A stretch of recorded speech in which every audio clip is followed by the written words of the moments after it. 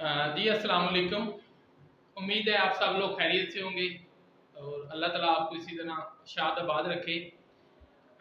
आज हम स्टार्ट करने जा रहे हैं अपना अगला टॉपिक, जनरल ज़ियाउल हक का दौरे हुकूमत और उसके अंदर जो अहम वाक़यात जो मामलात हुए थे पाकिस्तान की हिस्ट्री के अंदर, वो आज डिस्कस करेंगे। तो सबसे पहले स्टार्ट करते हैं। जैसे कि आपको पता है कि मार्शल लॉ कब लगा, 5 जुलाई 1977 को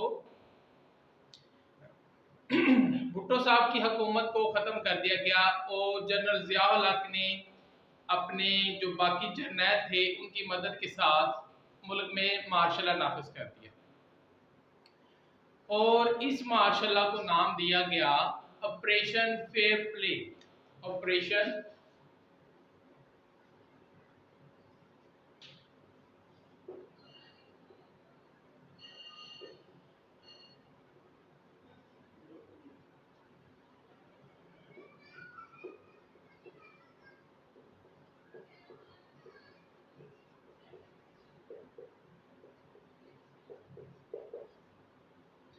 ये चीज याद रखें कि 5 जुलाई 1977 के जो ऑपरेशन था, जो मार्शल लॉ मुल्क में नाफिज कर दिया गया, उसका एक नाम रखा गया था और उसका क्या नाम था? Operation fair play. याद रखें, ये लाजमी आप चीज ध्यान में रखनी है। पेपर में क्वेश्चन आ जाए कि ऑपरेशन फेयर प्ले कब हुआ, तो आप कह सकते हैं 5 जुलाई 1977 को। यानी कि मार्शल लॉ का जो नाम है operation fair play. General Ziaul हक ने जब मार्शल लॉ लगाया तो कौन से खिताब में उन्होंने कहा कि मैं इस्लाम की सरबुलंदी चाहता हूं और जो मौजूदा मुल्क के हालात हैं उसको देखते हुए मैंने मार्शल लॉ नाफिज किया है। इंतशार, बदअमनी, अफरा तफरी, कत्लो गारत बहुत ज़्यादा हो गई है मुल्क के अंदर, इसलिए मजबूरन मुझे मार्शल लॉ लगाना पड़ा और मेरा कोई भी सियासी रोल नहीं है या मैं कोई सियासी हुकूमत नहीं करना चाहता। मैं अक्टूबर में इंतखाबात करवा दूंगा और हुकूमत से अलग हो जाऊंगा, यानी कि मार्शल लॉ से अलग हो जाऊंगा, मार्शल लॉ उठा दूंगा। अक्टूबर में उन्होंने ये वादा किया और इसके साथ साथ उन्होंने ये जो तहरीके इस्लाम थी, यानी कि इस्लाम की सरबुलंदी के लिए उसको नाम दिया कि मैं इस्लाम की सरबुलंदी करूँगा। जो जितनी भी जमातों ने और जो अवाम थे उन्होंने उनके इस अमल को खुशामदीद कहा कि जी आपने जो किया है वो ठीक किया है। लेकिन जो जुल्फ़िकार अली भुट्टो थे और उनकी जो बेगम थी नुसरत भुट्टो, उन्होंने कोर्ट में रिट दायर कर दी 5 जुलाई 1977 के मार्शल लॉ के खिलाफ। फौजी जर्नैलों ने जो मार्शल लॉ लगाया, इसके खिलाफ नुसरत भुट्टो ने हाई कोर्ट में अपील दायर कर दी।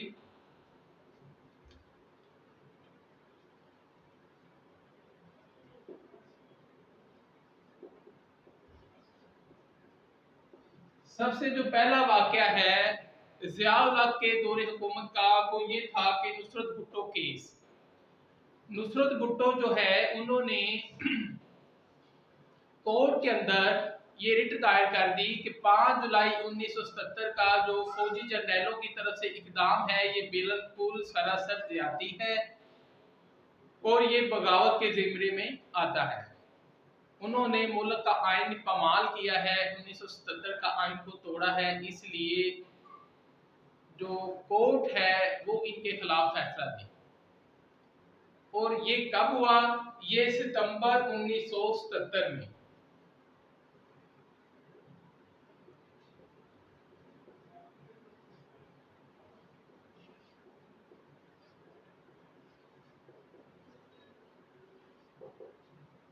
और इसका जो नतीजा है, जो रिजल्ट है, वो कब आया? सितंबर, अक्टूबर, नवंबर, 10 नवंबर, तकरीबन 2 माह बाद, यानी कि 1 माह 20 दिन के बाद 10 नवंबर 1977 को जो जज हैं उन्होंने ये फैसला किया किसके हक में? माशाल्लाह के हक में कि माशाल्लाह बिल्कुल सही लगा हुआ है और ये वक्ती तौर पर इसका नफाज बिल्कुल ठीक है। इसको नजरिया ज़रूरत, जैसे कि आप सुनते हैं नजरिया ज़रूरत, नजरिया ज़रूरत सबसे पहले इसी केस के अंदर जो है वो राइज किया गया, उसका आगाज हुआ नजरिया ज़रूरत का 1977 में। याद रखें नजरिया ज़रूरत।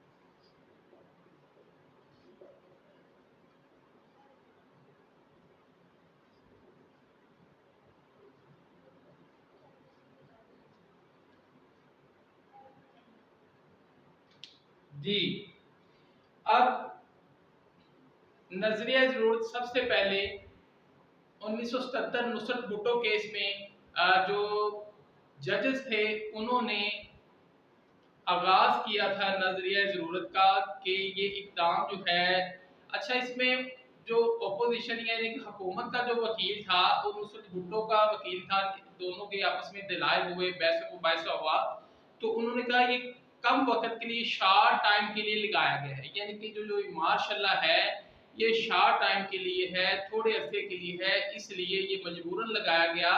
तो हम जल्द ही इंतखाबात करवा देंगे अक्टूबर के अंदर, यानी कि जो डेट दी गई थी कि अक्टूबर 1978 में हम इंतखाबात करवा देंगे।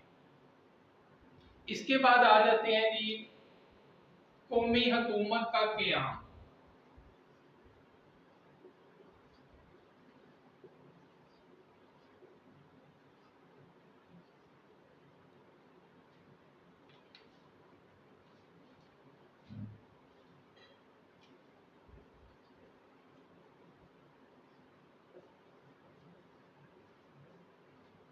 कौमी हुकूमत से मुराद क्या है कि ज़ियाउल हक ने जो मामला चलाने के लिए हुकूमत के एक कौमी हुकूमत तश्कील दी, जिसका क़याम 23 अगस्त 1978 को अमल में आया। 23 अगस्त 1978 को कौमी हुकूमत कायम की गई।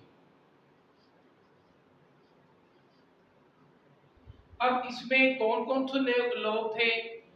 इसमें ज्यादातर मुस्लिम लीग से लोग शामिल किए गए थे कौमी हुकूमत के अंदर।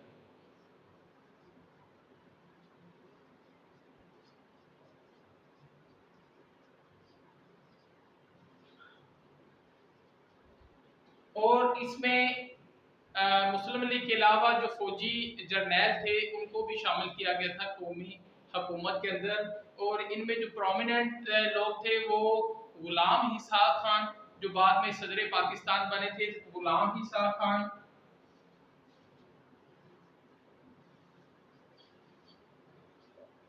आगा शाही और चंद जो फौजी जर्नैल थे वो इसमें शामिल थे कौमी हुकूमत के। इसके बाद आ जाते हैं जी जुल्फ़िकार अली भुट्टो की फांसी, सजाए मौत। यहाँ नीचे नजर आ रहा है, ये साइड पे करवा दूं।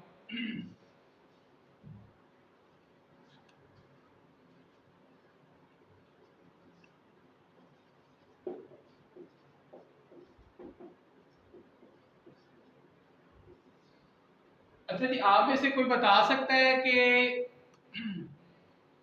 जुल्फ़िकार अली भुट्टो को किसकी वजह से फांसी हुई थी? मैंने पिछले लेक्चर में भी बताया था सर, वो कसूरी साहब के मर्डर केस के अंदर। उनका नाम क्या था?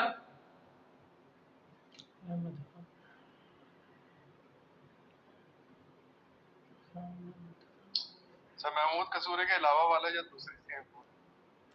आपको मैंने बड़ी डिटेल से बताया था, बाकी लोग भी बोला करें, अगर पता है तब भी ठीक है, नहीं पता तब भी ठीक है, बोलने से ही जी जी नवाब अहमद खान, बिल्कुल ठीक हो, बिल्कुल ठीक है, नवाब अहमद खान, नवाब मोहम्मद अहमद खान, नवाब मोहम्मद अहमद खान भुट्टो कत्ल केस के अंदर, जो कत्ल केस था जिसमें भुट्टो को सजाए मौत दी गई, नवाब मोहम्मद अहमद खान, नवाब मोहम्मद अहमद रजा खान कसूरी के वालिद थे अहमद रजा खान कसूरी। अच्छा, और अब ये चीज़ तो मोस्टली लोगों को पता है कि नवाब मोहम्मद अहमद खान के कत्ल के सिलसिले में ये भुट्टो को फांसी हुई थी। कोई क्या बता सकता है कि ये कब का वाक़या है? नवाब मोहम्मद अहमद खान कब कत्ल हुए थे? उनको कब कत्ल किया गया या उनको मारा गया?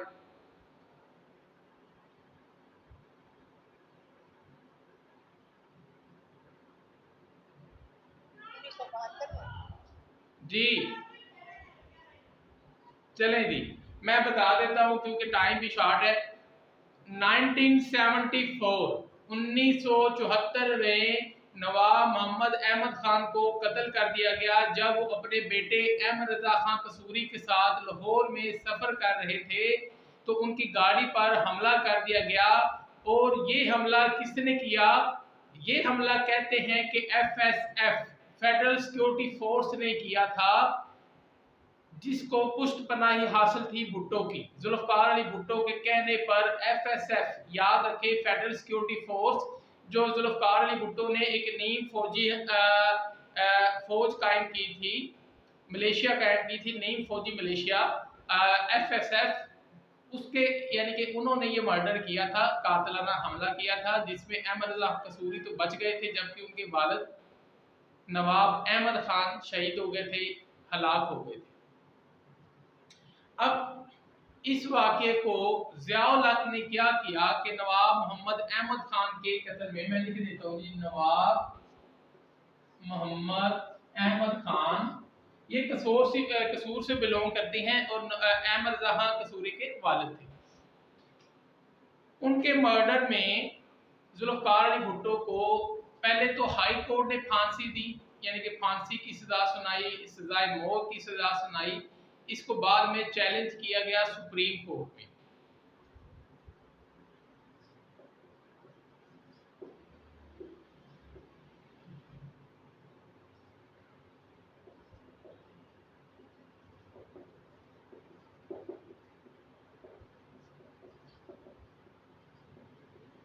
अच्छा जी, सुप्रीम कोर्ट ने कब इसको दिया? 6 फरवरी 1978, 6 फरवरी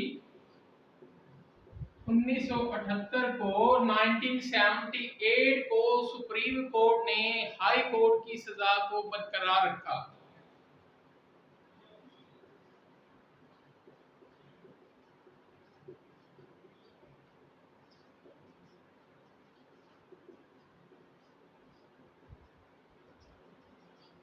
और ये जो बेंच था, कितने जजों पर मुश्तमिल था? उस बेंच में कितने जज थे जिन्होंने इस फैसले का यानी कि केस का फैसला सुनाया? 7 जज थे, 7 में 4 जो जज थे उन्होंने फांसी की सजा को बरकरार रखा और जो 3 जज थे उन्होंने भुट्टो को बाइज्जत बरी किया। लेकिन जो मेजॉरिटीज अथॉरिटी, तो जैसे कि मेजॉरिटी 4 लोगों के कहने पे जुल्फ़िकार अली भुट्टो को फांसी की सजा दी गई।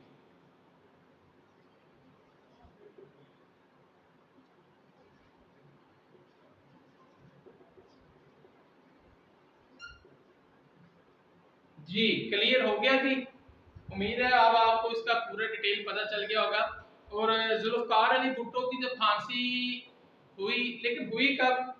ये तो फैसला था सुप्रीम कोर्ट का 4 अप्रैल, ये भी लिख देते हैं 4 अप्रैल 1979, 79, 4 अप्रैल 1979 को सजाए मौत दी गई। और किस टाइम दी गई? रात के 2 बजे उनको फांसी की सजा दी गई, यानी कि सजाए मौत दे दी गई रात के 2 बजे। और C-130 त्यारे पर उनकी लाश को लाड़ करना पहुंचाया गया सुबह सवेरे। और ये कहते हैं कि अदालती कत्ल है। बहरहाल इसकी डिटेल आप बुक में पढ़ सकते हैं। क्लियर हो गया जी। अब ये ज़िया दौर का एक अहम वाक़या था। इसकी डेट पेपर में याद रखें, जुल्फ़िकार अली भुट्टो की डेट आ जाती है कि उनको कब हैंग किया गया, उनको कब सजाए मौत दी गई। तो आपने डेट याद रखनी है 4 अप्रैल 1979।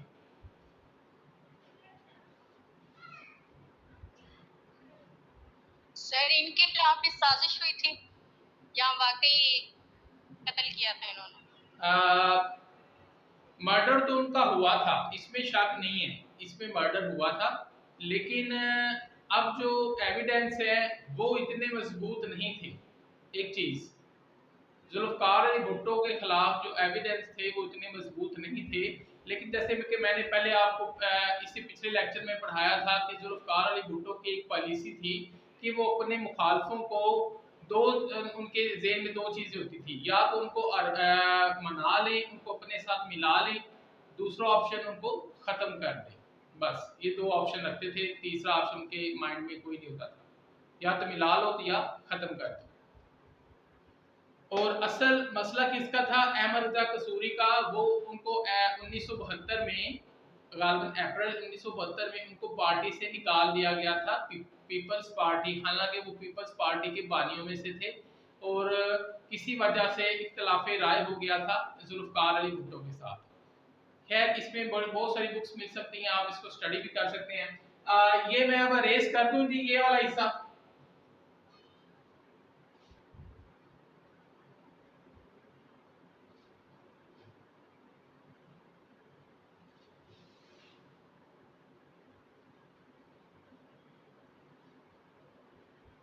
स्क्रीन शॉट तो नहीं लेना, रेस कर दूं?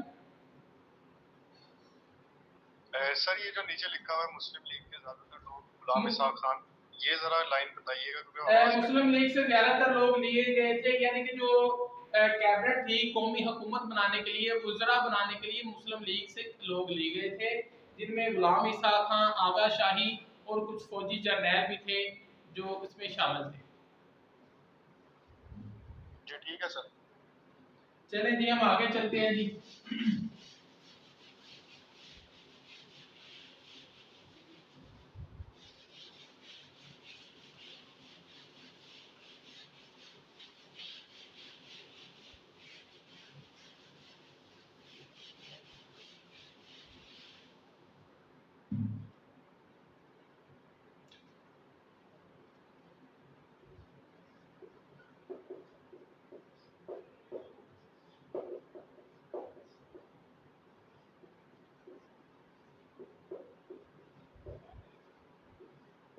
जी, अब चौथा जो पॉइंट है ज़ियाउल हक के दौरे हुकूमत का कि बल्दियाती इलेक्शन करवाए गए।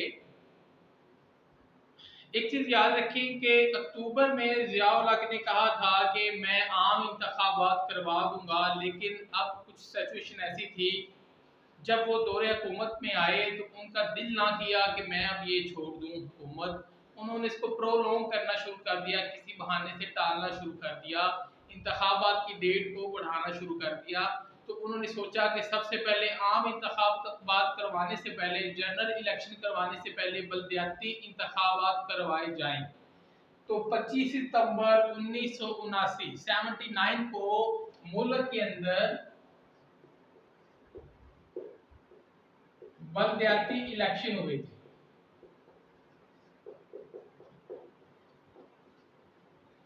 गैर जमाती बुनियादों पर।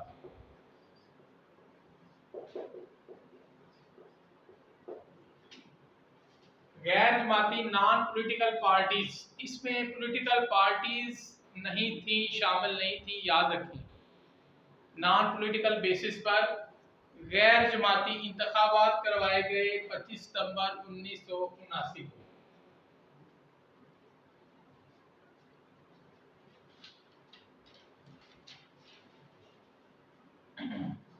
इसके बाद आ जाते हैं जी इलेक्शन और आम इंतखाबात में क्या डिफरेंस होता है, ये थोड़ा सा बता दें जी।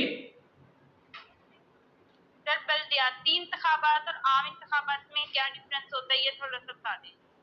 अच्छा, ये जितने भी सवाल जवाब हैं अगर आप इसको एंड पे रख लेंगे तो ज़्यादा बेहतर होगा। अभी मैं बता देता हूँ कि बल्दियाती इंतखाबात होते हैं बीडी इलेक्शन, जो जिसमें आपके वार्ड जो मेंबर बनते हैं, कौंसलर, चेयरमैन, नाज़म। असल में अब दो नाम है, अब चल रहा है चेयरमैन और वाइस चेयरमैन, और नीचे उसके कौंसलर होते हैं जो आपके मोहल्लों के अंदर से बनते हैं। वार्ड जो बनते हैं उसमें से कौंसलर बनते हैं, कौंसलर आगे इंतखाब करते हैं चेयरमैन का, वाइस चेयरमैन का। आपका सिटी के अंदर जो भी होता है, पहले जो परवेज मुशर्रफ दौर था उसमें नाजिम और नायब नाजम मुतारफ करवाए गए थे, तहसील नाजम, फिर ज़िला नाजम, इस तरह के ये होते हैं बलदियाती इंतखाबात, जिसमें आम लोग हिस्सा ले सकते हैं, गली मोहल्लों के इंतखाबात। जो जनरल इलेक्शन होता है उसमें सिर्फ दो होते हैं, एक MNA member of national assembly कौमी असम्बली के इंतखाबात, और दूसरा है सूबाई प्रोविंशियल असम्बली। उसमें ये छोटे कौंसलर और चेयरमैन वगैरह नहीं होते, उसमें सिर्फ सूबाई जिन्होंने पाकिस्तान बाई कैमरल है, आपको पता हो बाई कैमरल है पाकिस्तान में निज़ाम सेनेट और कौमी असम्बली का, और कौमी असम्बली के इंतखाब के बाद ही आपके MNA बनते हैं, उसके बाद आपके वुज़रा बनते हैं, जितने भी मिनिस्टर हैं, मिनिस्टर के बाद प्राइम मिनिस्टर, प्राइम मिनिस्टर भी जनरल इलेक्शन से बन के बंदा ऊपर जाता है, इनके फिर प्राइम मिनिस्टर बनता है। जैसे कि इमरान खान अभी बने हैं, पहले वो MNA बने, MNA के बाद तमाम जो कौमी असम्बली के मेम्बरान थे उन्होंने उनको नामजद किया और वोटिंग हुई जिसपे वो प्राइम मिनिस्टर चूज किए गए। जैसे अब अदम एतमाद हुआ है तो अब शहबाज शरीफ को चूज किया गया है। यानी कि कौमी असम्बली ये होते हैं जनरल इलेक्शन से निकल के आते हैं, और बलदियाती छोटे लेवल, छोटा तबका। समझ आ गई थी अब? जी सर समझ आ गई, थैंक यू सर। जी अच्छा जी, अब है सख्त मार्शल का नफाज। देखिए 1979 बलदियाती इलेक्शन के बाद जनरल ज़ियाउल्लाह की सोच ये थी कि जो नताइज थे माशाल्लाह के वो हासिल नहीं हो सके। उन्होंने क्या किया कि मज़ीद जो सख्त इक़दामात करने शुरू कर दिए। सबसे पहले क्या किया कि तमाम जमातों पर पाबंदी लगा दी, तमाम सियासी जमातों पर।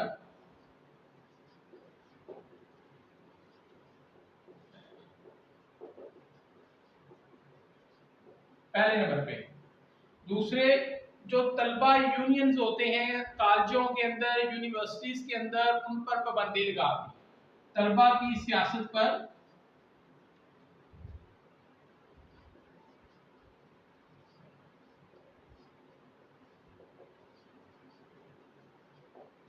तीसरे नंबर पे क्या किया कि अखबारात पर पाबंदी लगा दी, जो मुखालिफ अखबारात थे उन पर पाबंदी लगा दी।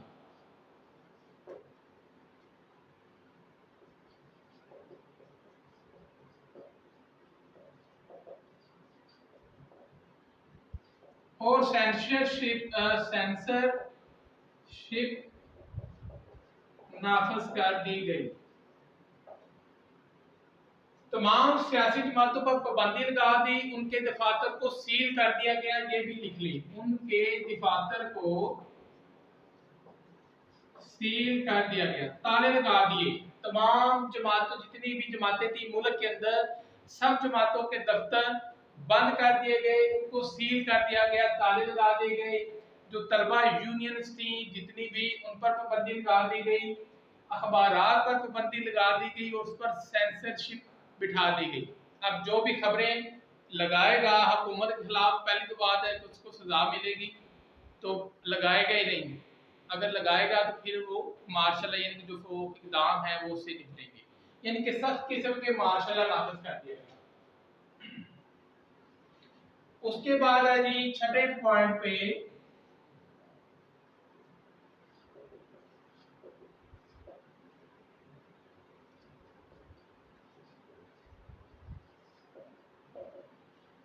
अब जो सबसे अहम है जनरल ज़िया के टेन्योर में उनका दौरे हुकूमत रहा है, उसमें सबसे अहम मसला था अफगानिस्तान के अंदर जो रशियन फौजें थी, रशियन आर्मी थी, उनका अटैक, उनका हमला। जो रशिया है ये अफगानिस्तान के साथ सरहद उसकी मिलती है, और उसमें रशिया ने दिसंबर 1979, याद रखेंगे दिसंबर 1979 79 में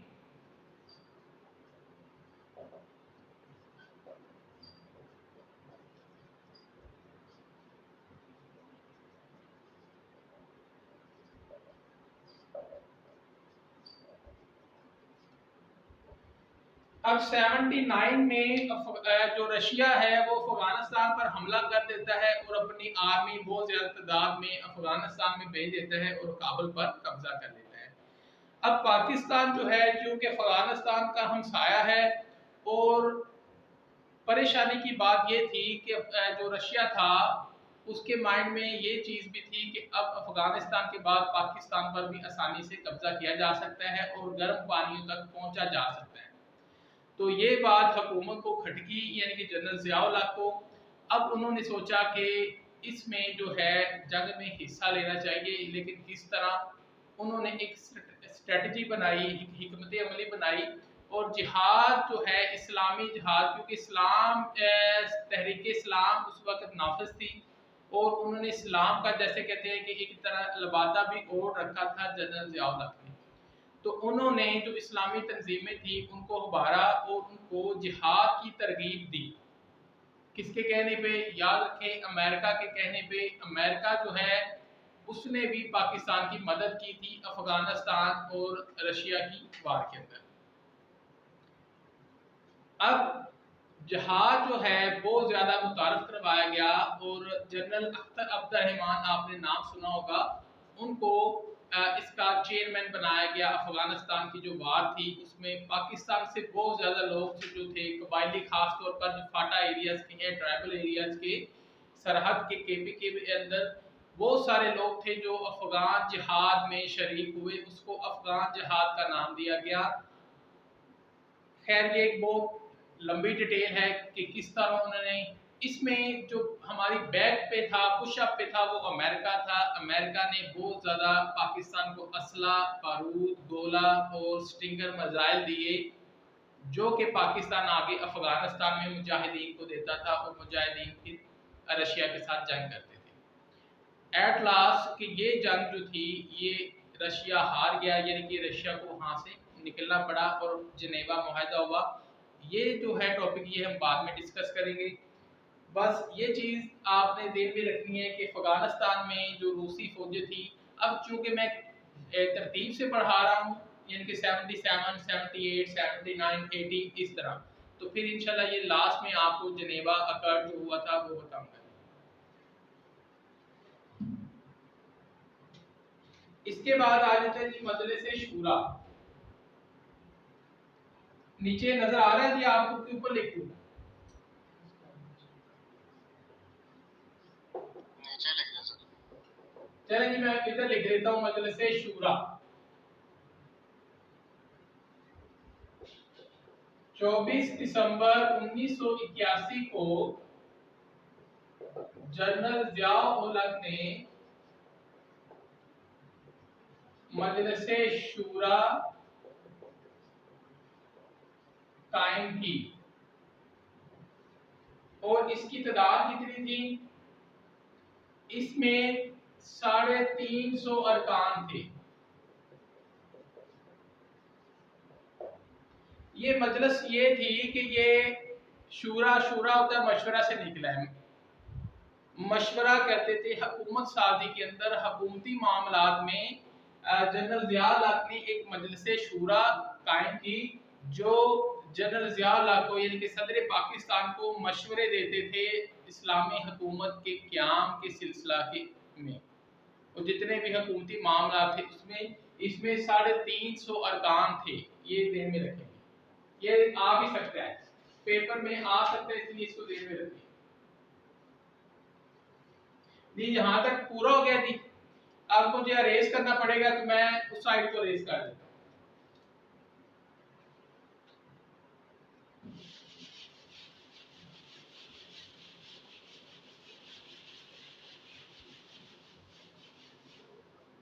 मजलिस शूरा के बाद आ जाता है जी MRD का क़याम। 8वां नंबर MRD का क़याम। MRD क्या है? MRD ये है कि ज़ियाउल हक का टेन्योर के अंदर जब जितनी भी पार्टीज हैं, सियासी पार्टीज, पॉलिटिकल पार्टीज, वो देखती हैं कि ज़ियाउल हक का जो इरादा है वो अब उनको अच्छा नज़र नहीं आता कि 4 साल हो गए हैं हुकूमत के अंदर, तो अब इनका इरादा नहीं है इलेक्शन करवाने का या इलेक्शन में इस्लाहात करने का।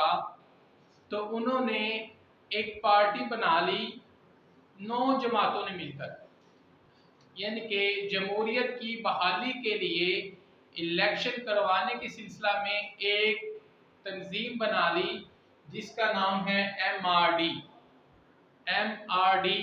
पीछे भी मैंने 2 आपको बताई थी, एक PDM था जो किसके दौर में बना था PDM?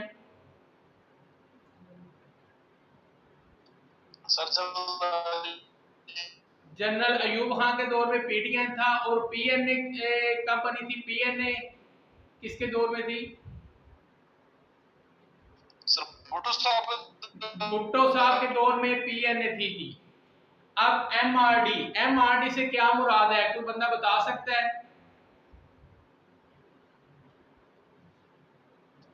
Movement of restoration democracy. बिल्कुल जी, movement of restoration for democracy, जमहूरियत की बहाली के लिए जो तहरीक थी, इसका नाम है जमहूरियत की बहाली तहरीक या तहरीक बहाली जमहूरियत।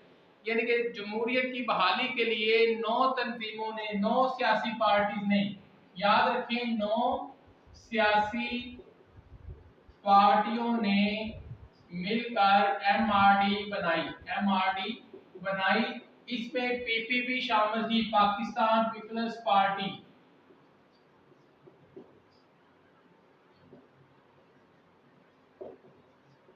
जमहूरियत की बहाली के लिए, बहाली और इलेक्शन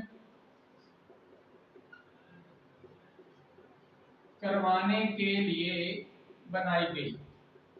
ये अब आपको जेहन में रखें, 3 पार्ट, हिज़्ब मुखालिफ अपोजिशन, क्योंकि ये हुकूमत के खिलाफ थी, अपोजिशन में थी। MRD 9 पार्टीज थी जिनमें अब इनमें कौन कौन से शामिल थे? इनके लीडर वली खान, नवाबजादा नसरुल्लाह खान और इसके अलावा मुफ्ती महमूद। इसके अलावा कौन से थे? सरदार शेरबाज खान मेजारी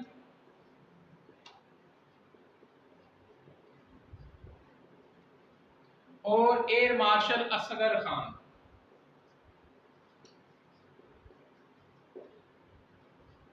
इसके अलावा और भी काफी सारे थे नाम, अब आप बुक्स में देख लें, क्योंकि ये 9 जमातों की पार्टी थी, 9 जमातें इसमें इकट्ठी थी, MRD मिलके बनाई थी। इसमें काफी सारे पॉलिटिकल जो अहम लोग थे वो शामिल थे।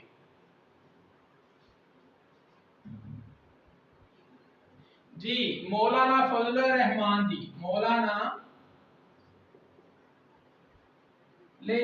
फजलुर रहमान आ गए हैं। ये उन्होंने तब भी किरदार अदा किया था 81 में, और आज भी इन्होंने किरदार अदा किया है। आपको पता है इमरान खान के खिलाफ जो तहरीक चली है, अपोजिशन बनी है पार्टीज, उसमें भी मौलाना फजलुर रहमान पेश हैं, उनके अहम लीडर है।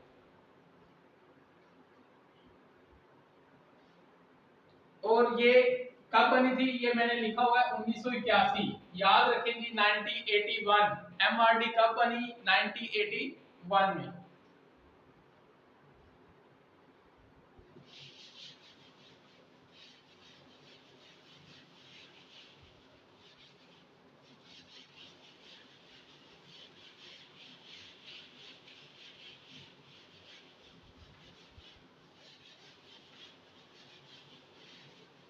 अच्छा, अब आ जाते हैं जी त्यारे का अगवा।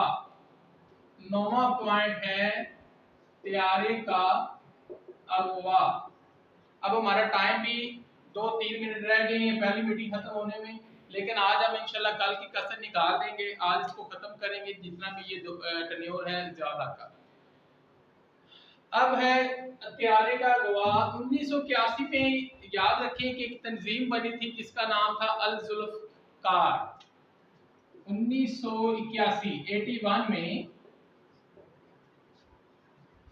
एक तंजीम बनी जिसका नाम अल जुल्फ़िकार था और इसका लीडर कौन था? मुर्तजा भुट्टो।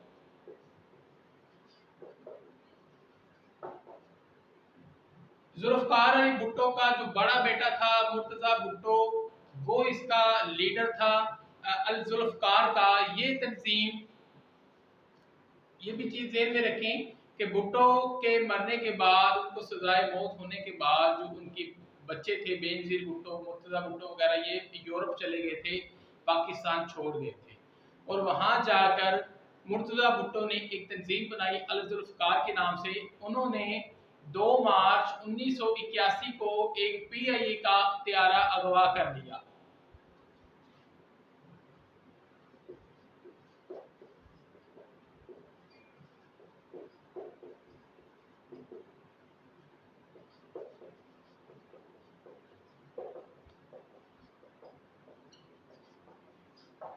और काबल ले गई थी। देखिए, PIA का त्यारा अगवा किया लाहौर से और इसको कहां ले गए? काबुल के अंदर, अफगानिस्तान में। और इसमें 130 मुसाफिर शामिल थे। 130 मुसाफिर थे। अब जुल्फ़िकार अली भुट्टो का जब बेटा था मुर्तजा भुट्टो, ये अफगानिस्तान जाता है और वहां जाके जो हाईजैकर हैं जिन्होंने त्यारा अगवा किया था उनसे जाके मिलता है और मिलने के बाद कुछ मुतालबात पेश करता है कि हुकूमत उनके 55 जियालों को रिहा करे। 55 जो वर्कर हैं PP के, उनको रिहा कर दे।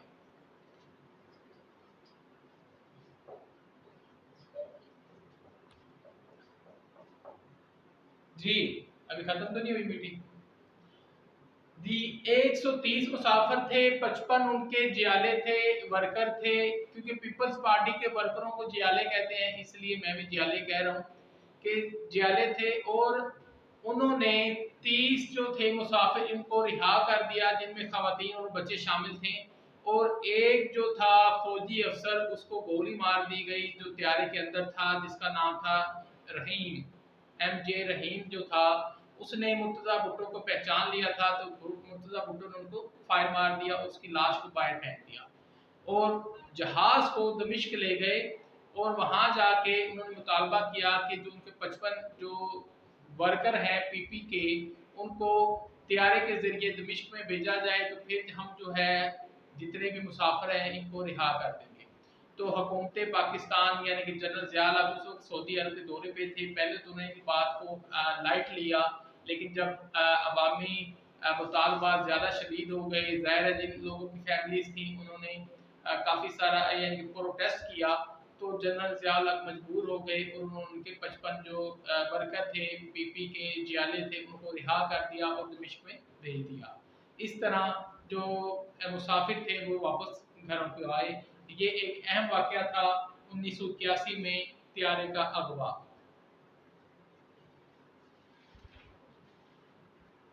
उसके बाद है जी रेफरेंडम।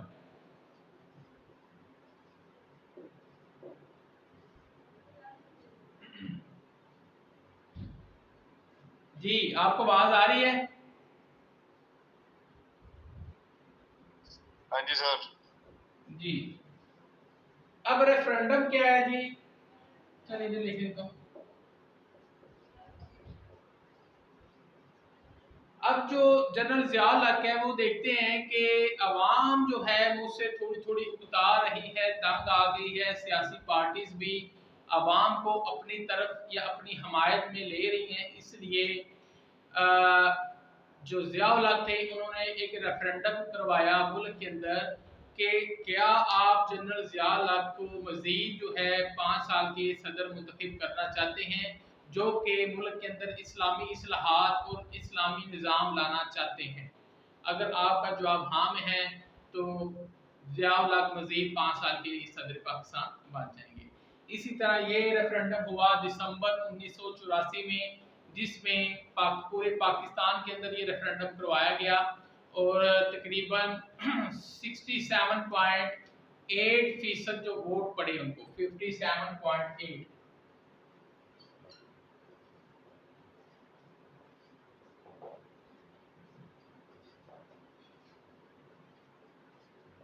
और इनको जो मुस्बत जिन लोगों ने हाँ में जवाब दिया 97.37,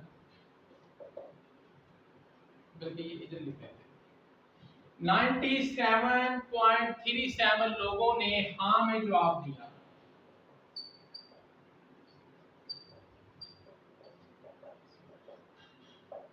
यानी कि लोगों ने कहा जी रेफरेंडम में कि जी बिल्कुल ठीक है, हम आपकी हाँ में हाँ मिलाते हैं, आपको मजीद 5 साल के लिए सदर पाकिस्तान देखना चाहते हैं। इसमें हुकूमती मशीनरी का भी बड़ा अमल दखल था। जैसा कि आपको पता है कि परवेज मुशर्रफ दौर में भी एक रेफरेंडम हुआ था जिसमें जो खलाई मखलूक थी उसने बहुत ज़्यादा वोट कास्ट करवाए थे या किए थे। सेम यही स्टोरी इधर भी थी कि जो बहुत ज़्यादा वोट कास्ट हुए और 97 पॉइंट जैसे कि आप देख रहे हैं लोगों ने हाँ में जवाब दिया।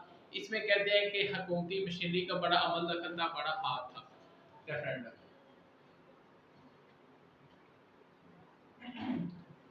क्लियर हो गया जी। असल में इसमें एक चीज़ ये भी रखी, याद रखें कि ज़िया-उल हक ने एक चीज़ ये भी कही थी कि अगर मैं मज़ीद 5 साल के मुंतखब होता हूँ तो मैं मार्च 1985 में इलेक्शन करवा दूंगा। जेहन में रखें, मैं जमहूरियत बहाल कर दूंगा, आप मेरा साथ दें तो मैं अगले साल यानी 1985 में मार्च 1985 में हुकूमत बहाली की कोशिश करूंगा, जमहूरियत को बहाली की कोशिश करूंगा। इसलिए बहुत सारे लोगों ने इसलिए भी वोट दे दिया था, उनकी बातों में आ गए थे कि शायद अगले साल जमहूरियत बहाल हो जाए, इसलिए इसका रिजल्ट ये था। क्लियर हो गया जी।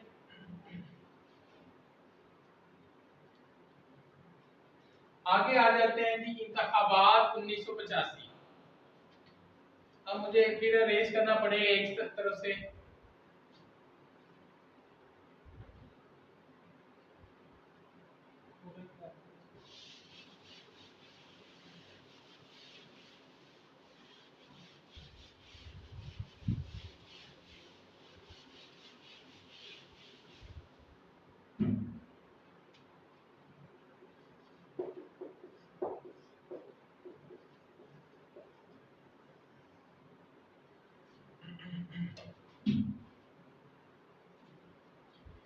जी इंतखाबात 1985 कितना टाइम लग गया? सेकंड मिनट स्टार्ट तो नहीं है? ठीक हो गया। इंतखाबात 1985 जब ज़िया-उल हक रेफरेंडम में 5 साल के लिए सदर पाकिस्तान मुंतखब कर लिए जाते हैं तो अब वो चाहते थे कि जमहूरियत बहाल हो जैसा कि उन्होंने वादा किया था। अब वो मजीद इसको नहीं टाल सकते थे तो उन्होंने 25 फरवरी 1985 25 फरवरी 1985 को कौमी असम्बली के इंतखाबात करवाने का टाइम दे दिया। 25 फरवरी 1985 को और 28 फरवरी 1985 को सूबाई असम्बली के। जी क्लियर हो गया। ये 2 डेट याद रखनी है आपने।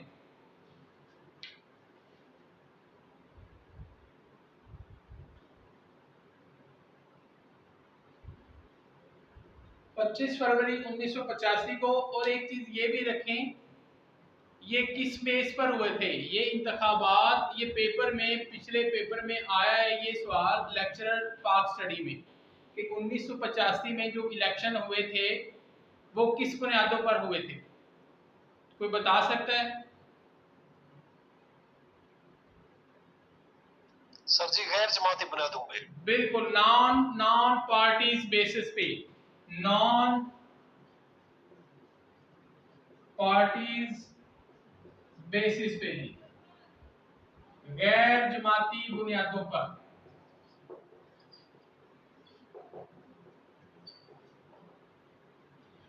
अब गैर जमाती बुनियादें क्या है कि उसमें पीपी, मुस्लिम लीग, नेशनल अवामी पार्टी, जमात इस्लामी, इस तरह की दूसरी जो पार्टीज हिस्सा नहीं ले सकती अपने नाम के साथ, गैर जमाती बुनियादों पर हुआ था। पाकिस्तान में ये पहला इलेक्शन था जो गैर जमाती बुनियादों पर हुआ था, याद रखें जी। ये इनकी डेट है और इसमें जो मीर जफरुल्लाह जमाली, मोहम्मद खान जुनेजो,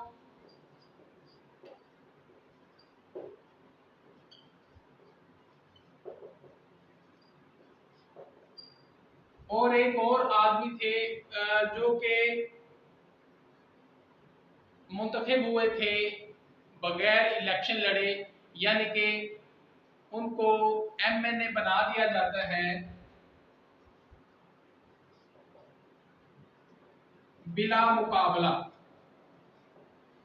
MNA बन जाते हैं बिला मुकाबला।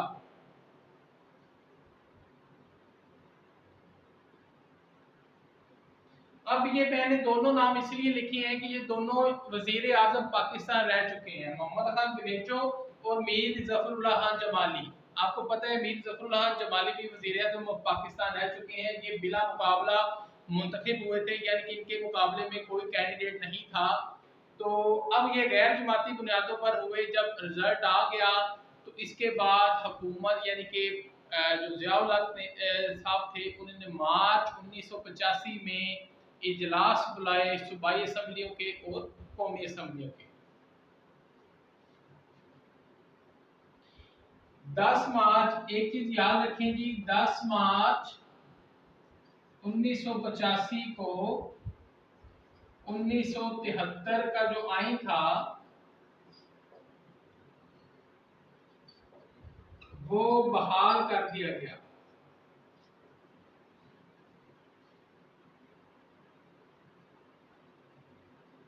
10 मार्च 1985 को पाकिस्तान का जो आइन था 1973 का वो बहाल कर दिया गया। इसकी कितनी दिफात थी? 280।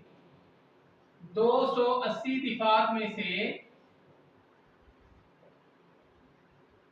252 52 बहाल कर दी गई थी। 252 बहाल कर दी गई, यानी कि ज़ियाउल हक ने जो सस्पेंड किया हुआ था, मुअत्तल किया हुआ था 1973 के आइन को, अब वो बहाल कर दिया गया 10 मार्च 1985 को। और उसकी टोटल 280 दिफात थी, आर्टिकल्स थे, जिनमें 252 आर्टिकल को बहाल कर दिया गया।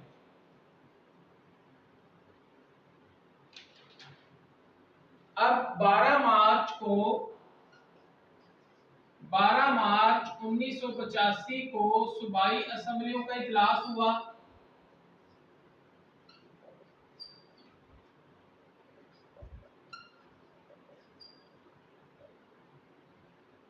और 20 मार्च को 1985 को कौमी असम्बली का इजलास हुआ।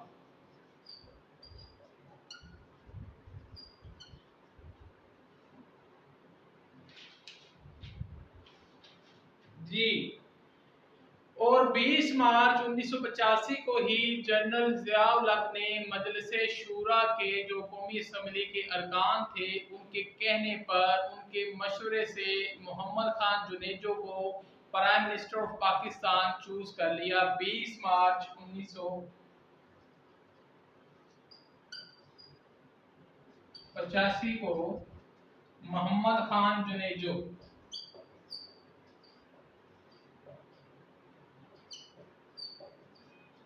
वजीर आजम के लिए सिलेक्ट कर लिया जाता है।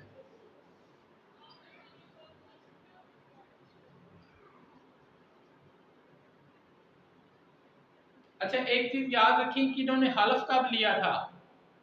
23 मार्च 1985 को। मैं इधर लिख देता हूँ, 23 मार्च 1985 को मोहम्मद खान जुनेजो ने वजीर आजम का हल्फ उठाया। जी, क्लियर हो गया जी? उम्मीद है अब आपको जितना भी जो ज़ियाउल हक का दौरे हुकूमत था उसके जितने भी अहम मामला थे वो आज क्लियर हो गए हैं। कल जो मोहम्मद खान जनेजो की जो हुकूमत होगी उसके जो अंदर अहम मामला होंगे 1985 से लेके 1988 तक, कल हम वो इंशाल्लाह डिस्कस करेंगे। अब चंद क्वेश्चन हैं जो रह गए हैं और ये पेपर में ज़रूर आते हैं, वो मैंने अलहदा से इस टेन्योर के वो मैंने लिखे हैं। अभी मैं अरेज करके वो आपको बताता हूँ। अभी इसका स्क्रीनशॉट लेना है तो ले ले, वरना इसको मैं अरेज कर देता हूँ।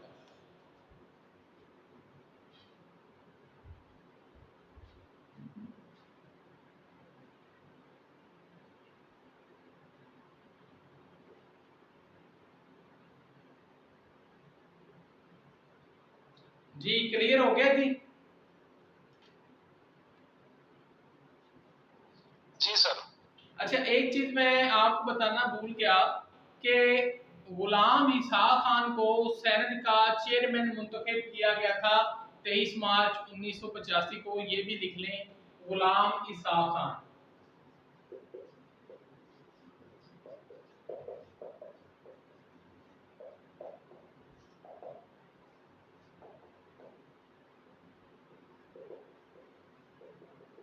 क्योंकि इन्होंने ही चल के आगे सदर पाकिस्तान बनना है, इसलिए आपको ये पता होना चाहिए। जैसे कि आप आजकल अगर आप देखें करंट अफेयर के अंदर के जो सदर पाकिस्तान डॉक्टर आरिफ अलवी हैं, उन्होंने हलफ नहीं लिया शहबाज शरीफ से, तो हलफ किसने लिया? सेनेट के चेयरमैन सादिक संजरानी ने। यानी कि सदर की गैर मौजूदगी में कौन ले सकता है? Chairman of senate. Chairman of senate सदर पाकिस्तान के फ़राइज़ सर अंजाम देता है। जब मुल्क का सदर यानी कि पाकिस्तान का सदर कहीं बाहर दौरे पे गया हो या वो बीमार हो, तो उसके फ़राइज़ कौन असर अंजाम देगा? Chairman senate. ये ज़हन में रखें।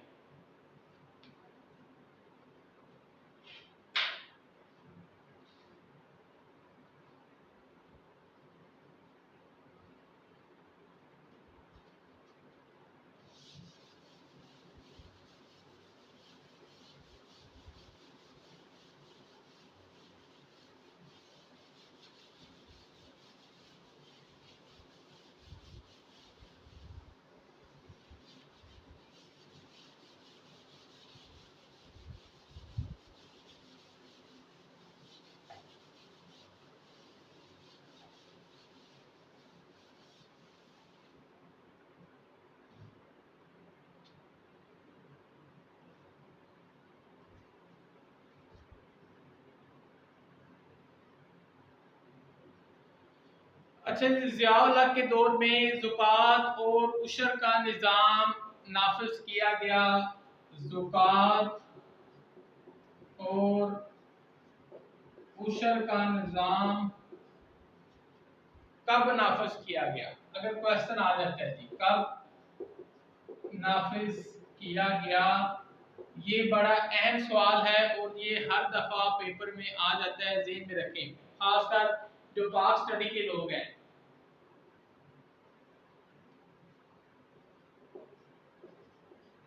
बीस जून 1980 को, यानी कि 20 जून 1980 में सदर ज़िया-उल-हक ने मुल्क के अंदर ज़ुकात और उशर का निज़ाम मुतारफ़ करवा दिया, क्योंकि ये इस्लामी इस्लाहात चाहते थे, इस्लामी तहरीक से बड़े मुतासिर थे। इन्होंने ज़ुकात और उशर का निज़ाम मुतारफ़ करवाया।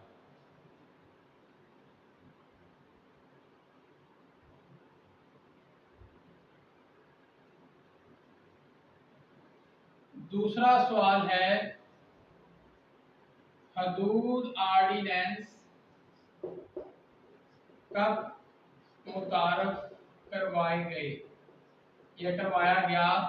तो याद रखें, 4 हदूद ऑर्डिनेंस, 4 हदूद लॉज कह लें, ऑर्डिनेंस कह लें, कि 4 हदूद लॉज जो हैं 1979 10 फरवरी 1979 को मुल्क में नाफिज किए गए हदूद ऑर्डिनेंस, जिसमें चोरी, जना, शराब और जो कज़फ है ये नाफज किया गया, इनकी सजाएं इस्लामी शरीयत के मुताबिक नाफज की गई पाकिस्तान के अंदर 1979 में।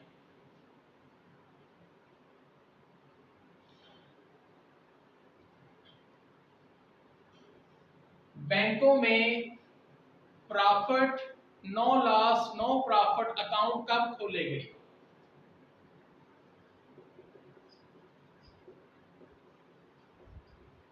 No profit no loss account कब खोले गए? 1981 में। 1981 में नो प्रॉफिट नो लॉस की बुनियाद पर PLS अकाउंट खोले गए, नो प्रॉफिट नो लॉस की बुनियाद पर।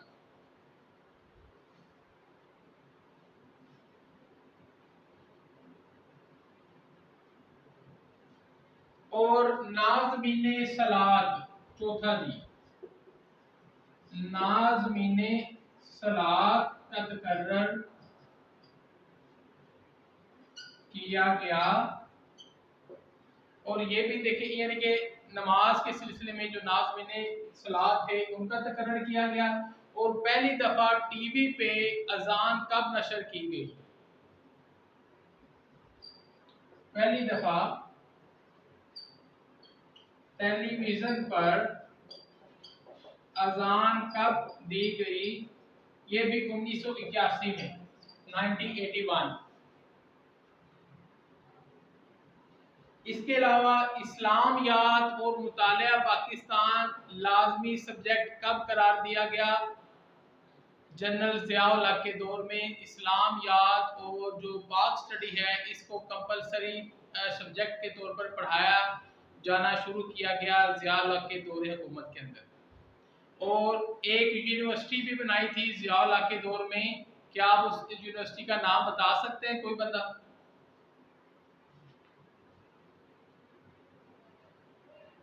सर जी इस्लामाबाद की जो इंटरनेशनल इस्लामिक यूनिवर्सिटी है वही थी? बिल्कुल जी, इंटरनेशनल इस्लामिक यूनिवर्सिटी, इंटरनेशनल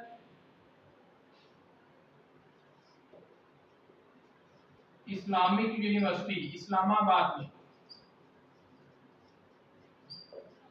ये भी ज़िया-उल हक के दौर में बनाई गई। और ज़िया-उल हक ने मार्शल लॉ कब खत्म किया था? वह जनरल ज़िया-उल हक लिफ्टेड मार्शल लॉ, पेपर में सवाल काफी दफा आ चुका है।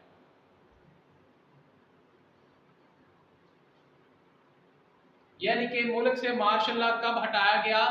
30 दिसंबर 1985 को, ज़हन में रखेंगे।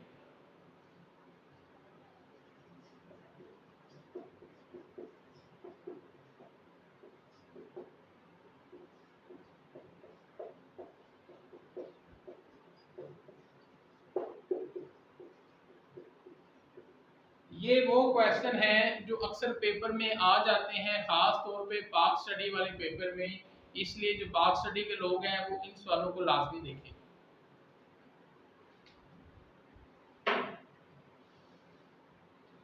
ठीक हो गया जी।